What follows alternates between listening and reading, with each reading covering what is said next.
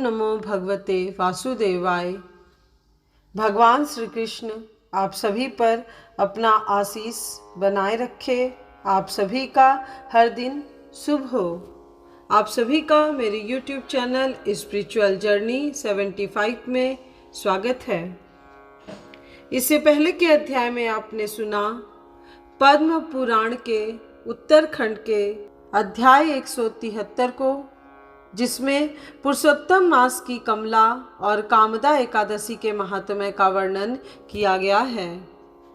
आज के वीडियो में आप सुनेंगे चातुर्मास व्रत की विधि और उद्यापन।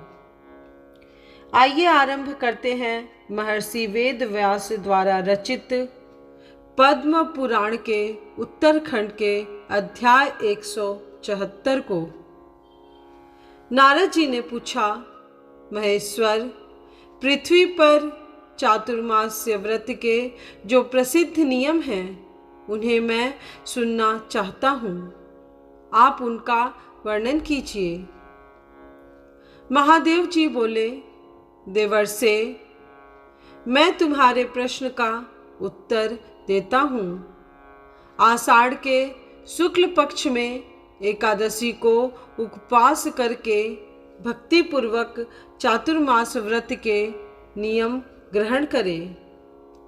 श्री हरि के योग निद्रा में प्रवृत्त हो जाने पर मनुष्य 4 मास अर्थात कार्तिक की पूर्णिमा तक भूमि पर शयन करे।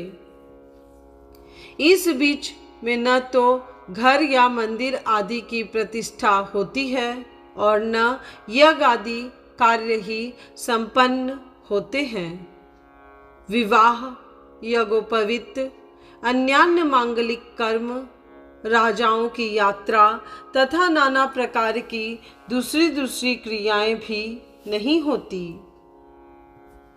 मनुष्य 1000 अश्वमेध यज्ञ करने से जिस फल को पाता है वही चातुर्मास व्रत के अनुष्ठान से प्राप्त कर लेता है।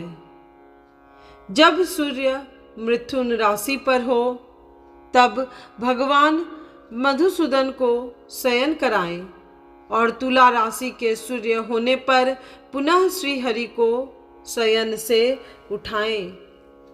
यदि मलमास आ जाए तो निम्नलिखित विधि का अनुष्ठान करें।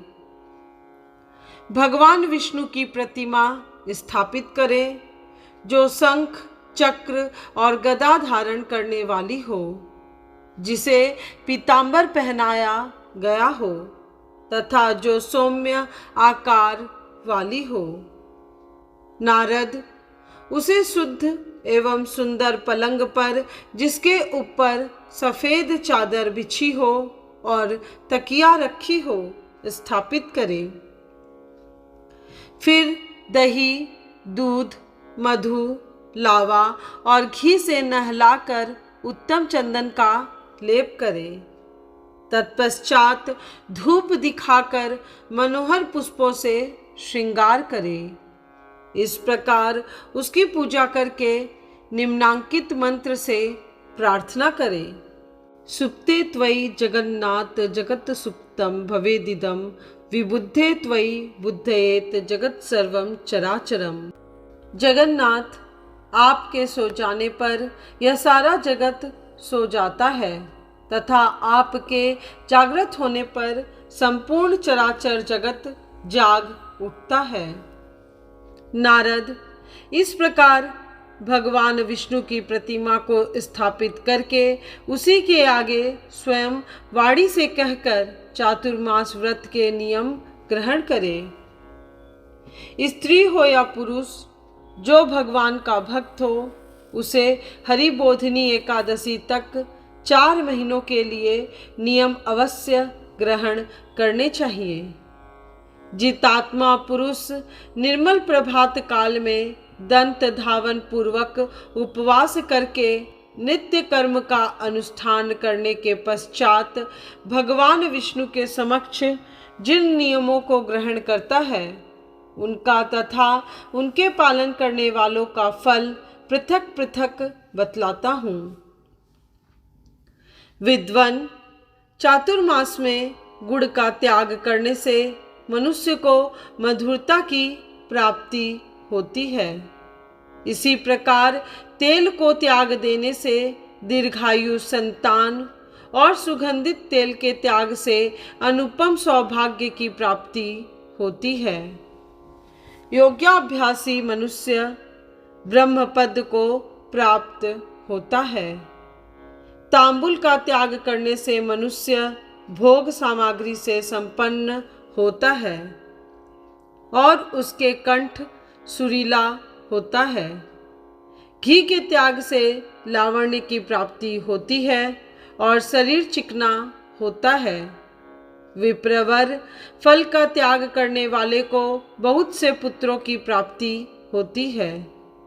जो चौमासे भर पलास के पत्ते में भोजन करता है वह रूपमान और भोग सामग्री से संपन्न होता है।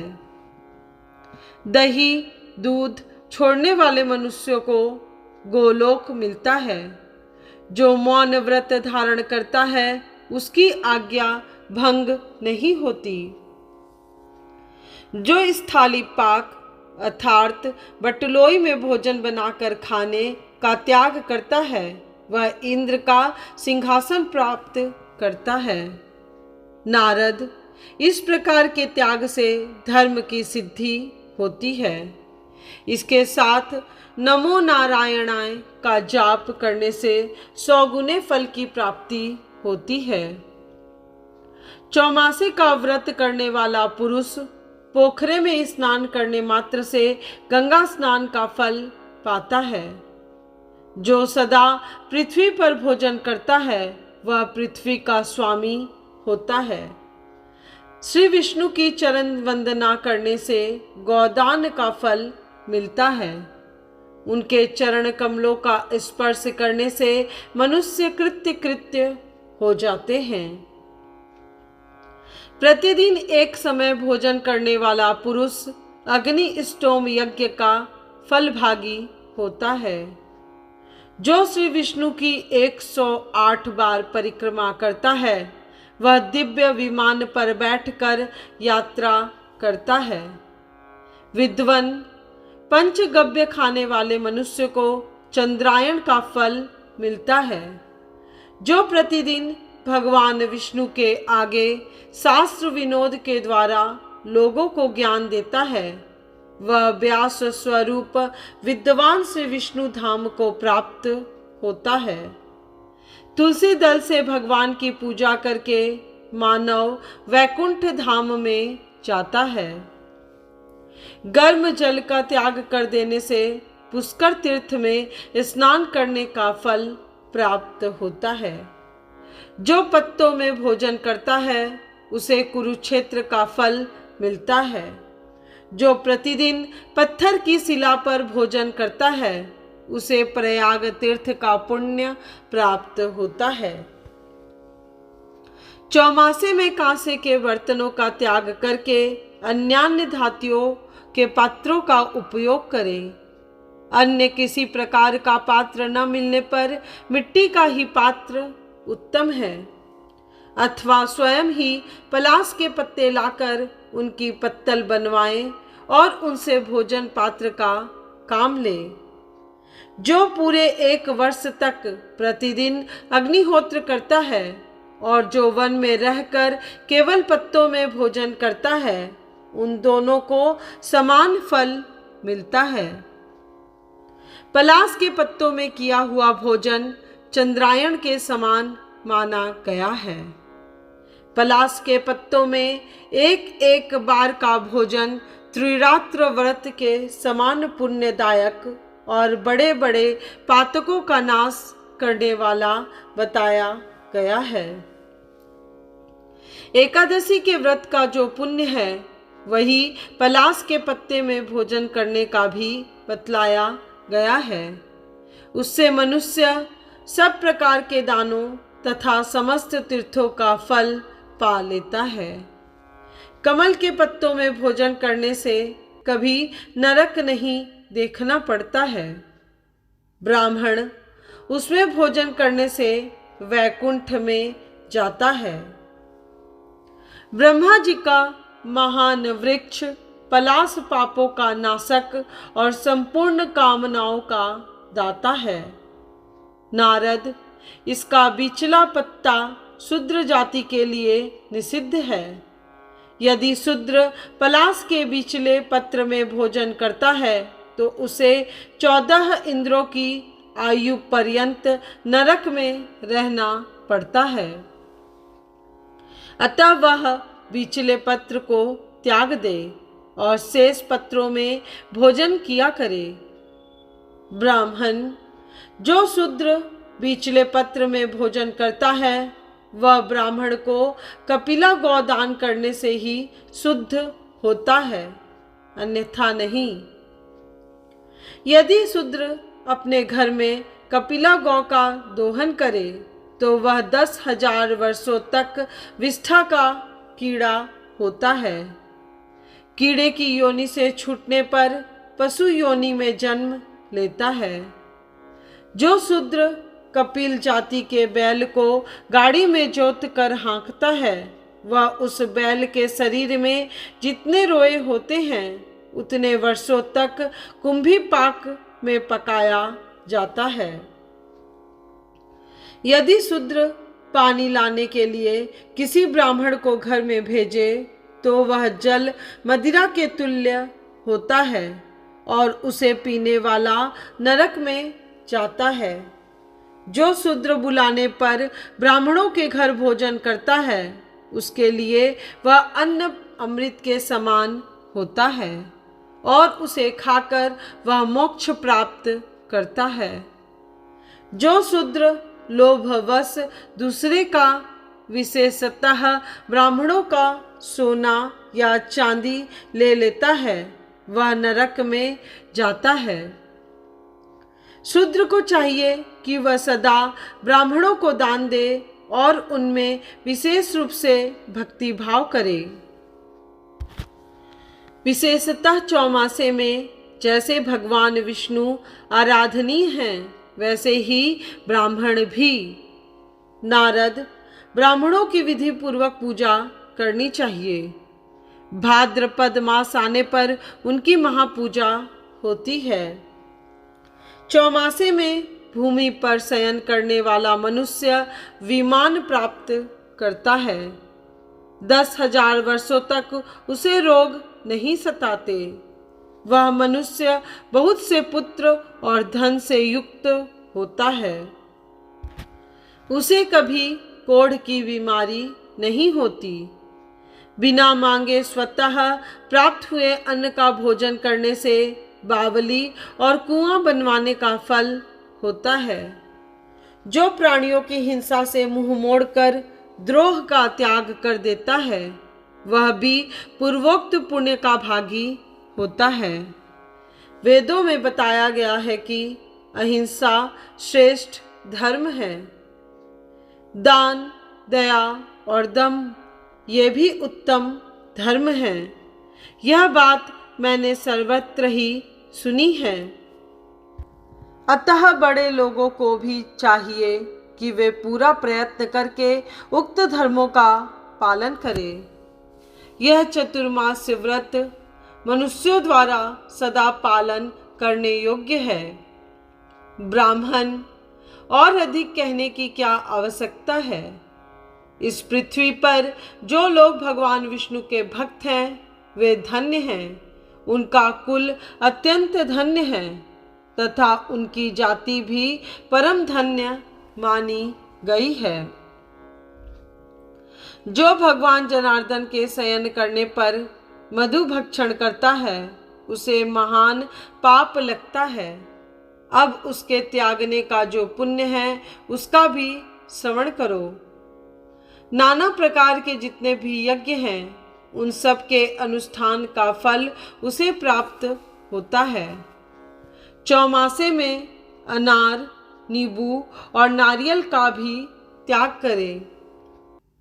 ऐसा करने वाला पुरुष विमान पर विचरने वाला देवता होकर अंत में भगवान विष्णु के वैकुंठ धाम को प्राप्त होता है। जो मनुष्य धान, जौ और गेहूं का त्याग करता है वह विधि पूर्वक दक्षिणा सहित अश्वमेधादि यज्ञों के अनुष्ठान का फल पाता है। साथ ही वह धन धान्य से संपन्न और अनेक पुत्रों से युक्त होता है। तुलसी दल, तिल और कुशों से तर्पण करने का फल कोटि गुना बताया गया है। विशेषतः चातुर्मास में उसका फल बहुत अधिक होता है। जो भगवान विष्णु के सामने वेद के एक या आधे पद अथवा एक या आधा ऋचा का भी गान करते हैं वे निश्चय ही भगवान के भक्त हैं, इसमें जरा भी संदेह नहीं है।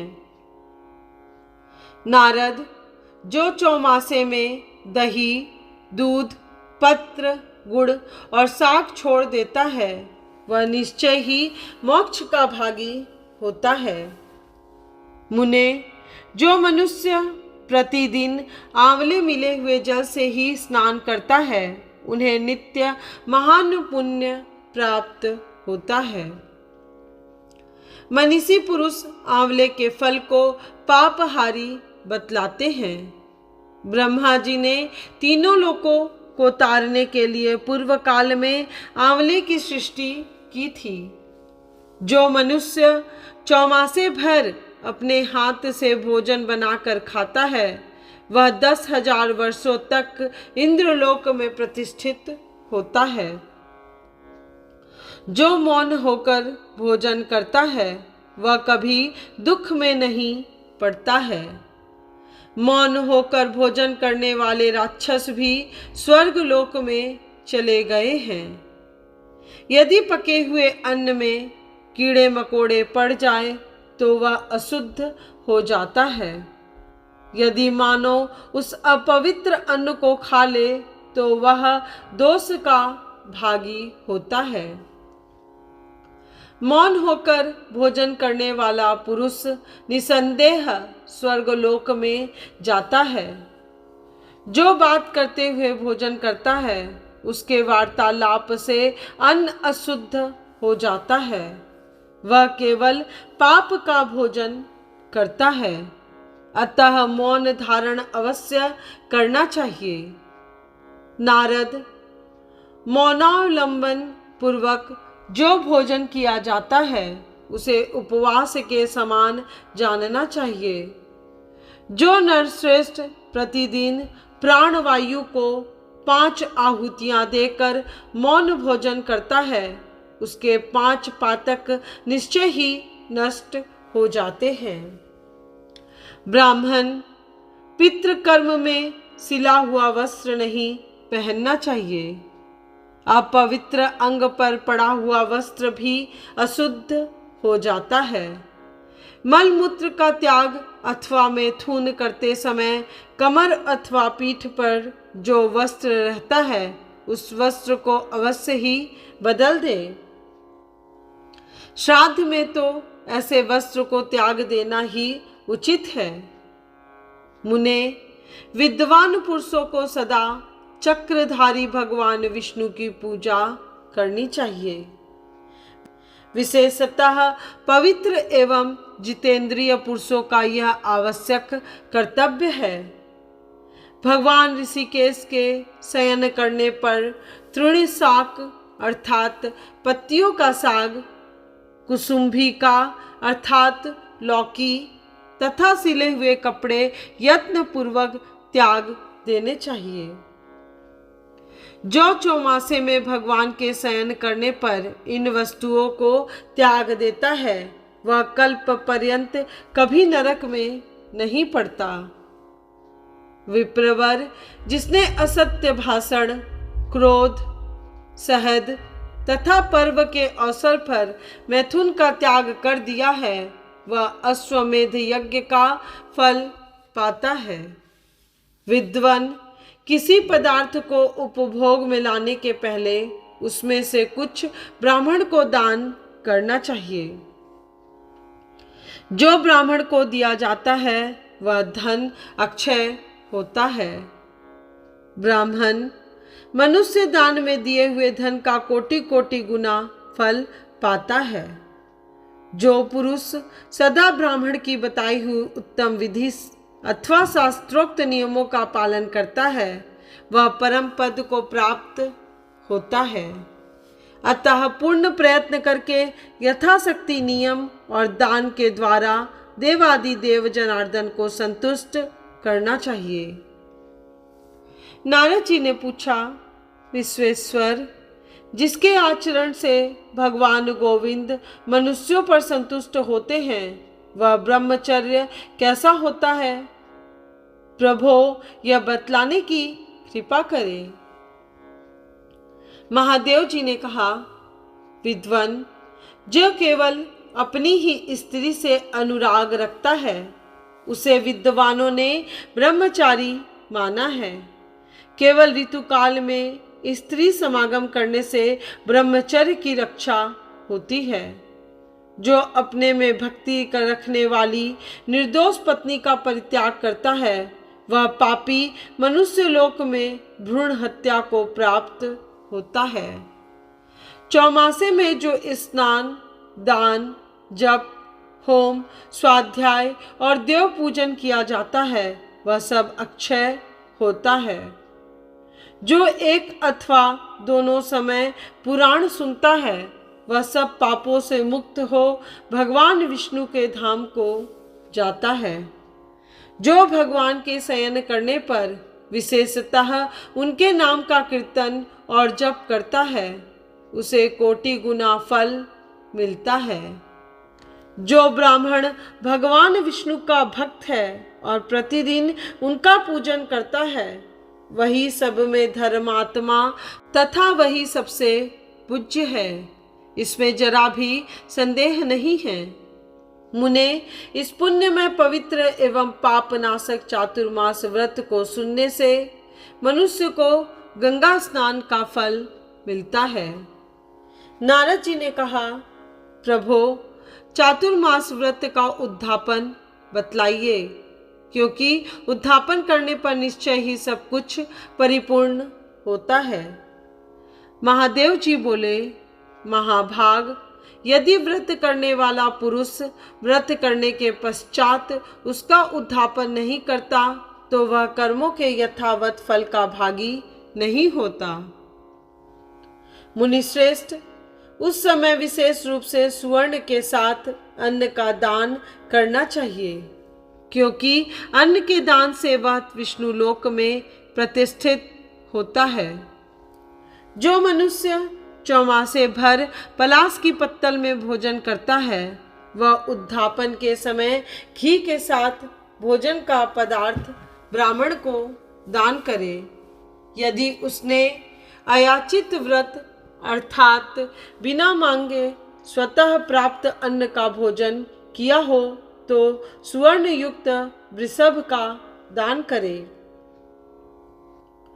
मुनि श्रेष्ठ, उड़द का त्याग करने वाला पुरुष बछड़े सहित गौ का दान करे। आंवले के फल से स्नान का नियम पालन करने पर मनुष्य 1 मासा स्वर्ण दान करे। फलों के त्याग का नियम करने पर फल दान करे। धान्य के त्याग का नियम होने पर कोई सा धान्य अर्थात अन्न अथवा आगहनी के चावल का दान करे। भूमि शयन का नियम पालन करने पर रुई के गद्दे और तकिए सहित सैया दान करे। द्विजवर, जिसने चौमासे में ब्रह्मचर्य का पालन किया है उसको चाहिए कि भक्ति पूर्वक ब्राह्मण दंपत्ति को भोजन दे, साथ ही उपभोग के अन्य सामान, दक्षिणा, साग और नमक दान करे। प्रतिदिन बिना तेल लगाए स्नान का नियम पालन करने वाला मनुष्य घी और सत्तू का दान करे। नख और केस रखने का नियम करने पर दर्पण दान करे। यदि जूते छोड़ दिए हो तो उद्यापन के समय जूतों का दान करना चाहिए। जो प्रतिदिन दीप दान करता रहा हो वह उस दिन सोने का दीप प्रस्तुत करे और उसमें घी डालकर विष्णु भक्त ब्राह्मण को दे दे। देते समय यही उद्देश्य होना चाहिए कि मेरा व्रत पूर्ण हो जाए। पान न खाने का नियम लेने पर स्वर्ण सहित कपूर का दान करें। द्विज श्रेष्ठ, इस प्रकार नियम के द्वारा समय समय पर जो कुछ परित्याग किया हो वह परलोक में सुख प्राप्ति की इच्छा से विशेष रूप से दान करे। पहले स्नान आदि करके भगवान विष्णु के समक्ष उद्धापन करना चाहिए। शंख चक्र और गदा धारण करने वाले भगवान विष्णु आदि अंत से रहित हैं। उनके आगे उद्धापन करने से व्रत परिपूर्ण होता है। आज की यह कथा यहीं पूर्ण हुई। इसके बाद क्या हुआ यह जानने के लिए कृपया आप पद्म पुराण के उत्तरखंड के अध्याय 175 को अवश्य सुनिएगा, जिसमें यमराज की आराधना और गोपी चंदन के महात्म्य का वर्णन किया गया है। यदि आप आज पहली बार स्पिरिचुअल जर्नी 75 में पद्म पुराण की कथा सुन रहे हैं तो आप सभी से विनम्र निवेदन है कि इससे पहले के भी सभी अध्याय जरूर सुनिएगा। आज का वीडियो आपको पसंद आया हो तो वीडियो को लाइक, शेयर और सब्सक्राइब करें।